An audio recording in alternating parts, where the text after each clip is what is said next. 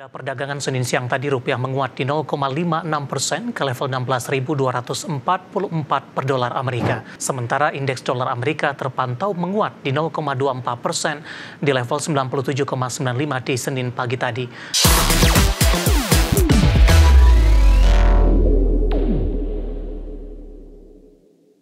Beralih ke informasi indikator perdagangan lainnya, pemirsa, di mana nilai tukar rupiah menguat signifikan di perdagangan awal pekan di tengah indeks dolar Amerika melemah ke level terendah sejak 25 Juli 2025.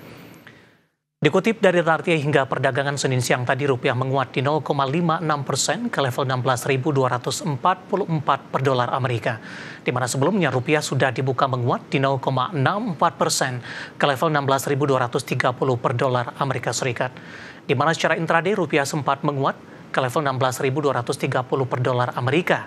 Sementara indeks dolar Amerika terpantau menguat di 0,24% di level 97,95 di Senin pagi tadi. Namun penguatan terjadi setelah di Jumat pekan lalu, indeks dolar Amerika anjlok di 0,92% ke level 97,71, menyentuh titik terendah sejak 25 Juli. Indeks dolar Amerika melemah di tengah Powell mengisyaratkan adanya peluang pemangkasan suku bunga pada pertemuan The Fed di September seiring meningkatnya risiko penurunan di sektor ketenagakerjaan. Langsung saja kita akan coba update seperti apa pergerakan nilai tukar rupiah sampai dengan sore hari ini waktu Indonesia Barat. Dapat Anda saksikan grafis di layar televisi Anda, pemirsa. Pergerakan nilai tukar rupiah terhadap dolar Amerika Serikat di 16.233 rupiah, terhadap euro di 18.945 rupiah, kemudian pound sterling di level 21.956 rupiah, kemudian terhadap yen Jepang di level 110,29 rupiah. Dan mengawali perjumpaan pemirsa, saya akan coba sampaikan update pergerakan indeks harga saham gabungan di 30 menit jelang penutupan perdagangan di sesi kedua hari ini. Rebound signifikan masih terus berlanjut di mana indeks harga saham gabungan masih menguat di atas 1% dan bergerak di level 7.943,305. Secara intraday di sepanjang perdagangan hari ini, indeks harga saham gabungan dominan bergerak di zona hijau. Dibuka di sesi pertama pada pagi tadi langsung menguat dan langsung bergerak di atas level 7.900-an, tepatnya di 7.921,021. Sementara secara intraday pemirsa, indeks harga saham gabungan sempat menyentuh di 7.951,978, intraday tertinggi di sepanjang perdagangan hari ini. Sementara level terendah di 7.915,054. Saham-saham yang menjadi penopang pergerakan indeks harga saham gabungan di sepanjang perdagangan hari ini datang dari sektor yang cukup sensitif dengan pergerakan suku bunga acuan. Dari perbankan big cap ada BBRI melesat di 3,17% di 4.230, BMRI menguat di 1,23% 4.950, kemudian juga BBCA menguat di 0,30% di 8.475, sementara perbankan big cap lainnya BBNI menguat di 1,82% di level Rp4.470 per sahamnya. Sementara saham-saham dari sektor teknologi pemirsa, ada Koin melesat di 24,61% di 2380, MTech hari ini juga melonjak 17% di Rp1.370 per sahamnya. Kemudian WIRG menguat tipis di 0,90% di Rp224 per saham. WiFi juga menguat di 2,55% di Rp2.810 per sahamnya. Sementara beberapa saham dari sektor lainnya dari properti pemirsa hari ini juga ikut mengalami penguatan.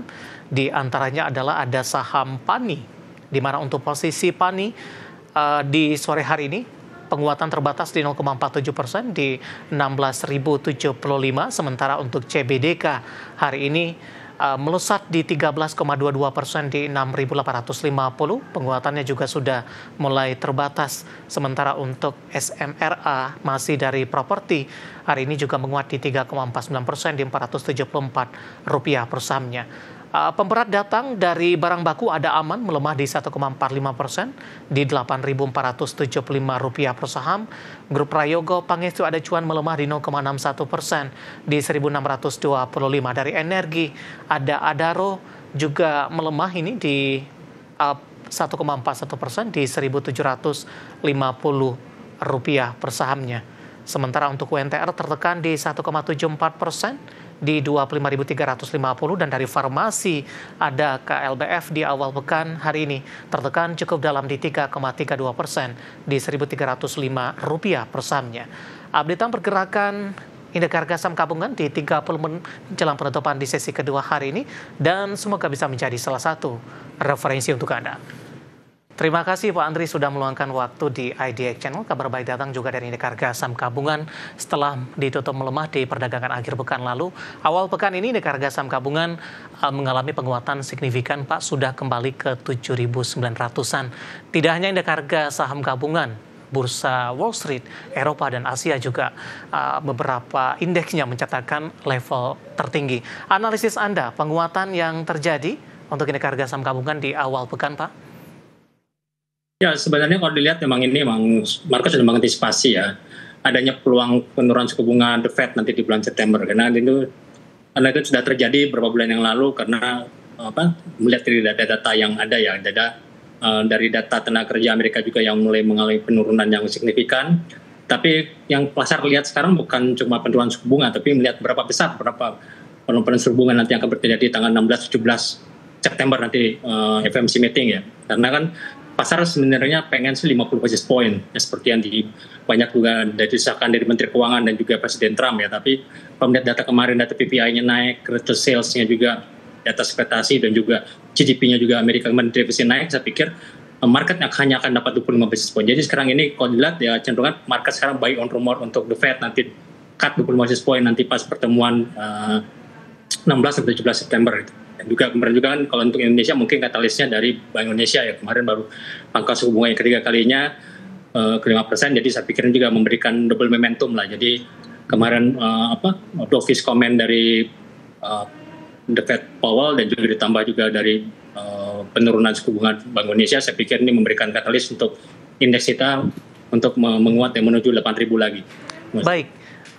Bagaimana Anda melihat potensi indeks harga saham gabungan balik lagi ke level 8.000-an? Untuk sementara sentimen tarif cukup tenang, Pak Andri, kemudian juga para investor masih menunggukan beberapa data ekonomi Amerika Serikat lainnya.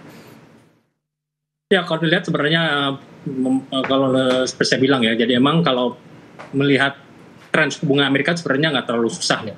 Lihat aja harga minyak, harga energi dan juga harga komoditas ya. Kalau sekarang ini harga minyak masih $63, range mungkin bisa menuju nanti di bawah $60 per barrel, jadi saya pikir inflasi Amerika mungkin akan turun. Jadi kalau saya imbas dari tarif impor Trump, saya pikir bisa dibalance, bisa di counter ya oleh jadi penurunan harga energi ini yang mungkin yang sedikit tidak diantisipasi oleh pelaku pasar ya. Jadi kalau saya lihat kekhawatiran terhadap tarif impor Trump ya, berapa kali kan sudah direvisi turun sampai cuma 19% atau bahkan lebih rendah dari itu, saya pikir ini memberikan katalis juga. Jadi artinya sekarang ini memang IHSG sekarang ini memang masih didukung oleh saham-saham konglomerat ya. Jadi mungkin karena kemarin beberapa grup seperti contohnya grup Barito, grup Lipo sekarang ini udah mulai bangkit lagi, dan juga grup dari Sinarmas dan juga grup dari Saratoga, saya pikir juga ini masih bisa memberikan momentum ya. Cuman karena kenaikannya sudah banyak secara signifikan ya grup konglomerat ya, mau tidak mau fund-fund atau investor asing lebih memburu sekarang saham-saham blue chip ya, terutama dari saham-saham dari perbankan contohnya kayak Telkom dan juga BOCA dan Mandiri.